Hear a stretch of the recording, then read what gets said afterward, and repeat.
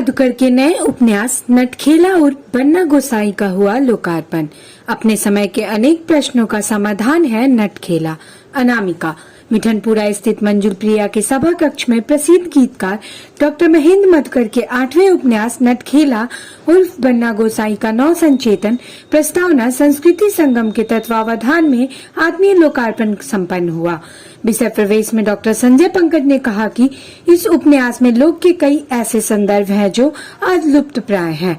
इसमें अलग अलग पीढ़ियों का परिवर्तन तो है ही, सामाजिक राजनीतिक विसंगतियां और मूल्य विघटन तथा संघर्षों के साथ साथ स्त्री मुक्ति की कथा है, जिसमें सड़ी गली रूढ़ियों को तोड़ा गया है। भाषा की रोचकता में बहुत सारी उक्तियां और सुक्तियां हैं जो जीवन विकास के लिए सूत्र के रूप में संबल प्रदान करती हैं।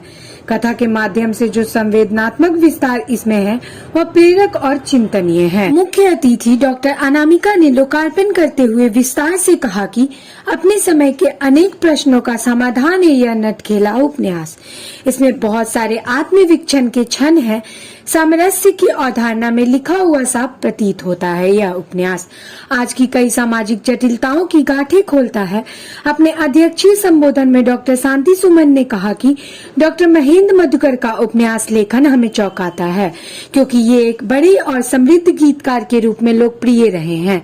उपन्यास के क्षण में इतना इनकी मजबूती से आना गीत के लिए एक भले ही खालीपन हो, लेकिन इस विद्या को एक ऊंचाई मिलेगी यह विश्वास है। विशिष्ट अतिथि समकालीन कविता के चर्चित कवि मदन कश्यप ने कहा कि इस उपन्यास की सहज भाषा प्रभावित करती है और उसके प्रवाह में संपूर्ण कथानक सहजता के साथ उतरते चले जाते हैं। चरित्र के साथ भाषा का बदलाव कुशल शिल्प से परिचित कराता है। बिहार विश्वविद्यालय के हिंदी विभागाध्यक्ष डॉक्टर सतीश राय ने कहा कि ऐतिहासिक पात्रों को आधुनिकता के रंग में संशोधित करके मधुकर जी ने प्रस्तुत किया। डॉक्टर पूनम सिंह ने कहा कि समर्थ गीतकार जब उपन्यास लेखन में उतारता है तो गीत संवेदना से युक्त होती है। उसकी कीर्ति में डॉक्टर महेंद्र मधुकर ने अपने भावोद्गार में कहा कि मेरा नटखेला और बन्ना गोसाई नामक यह उपन्यास 8वां उपन्यास है।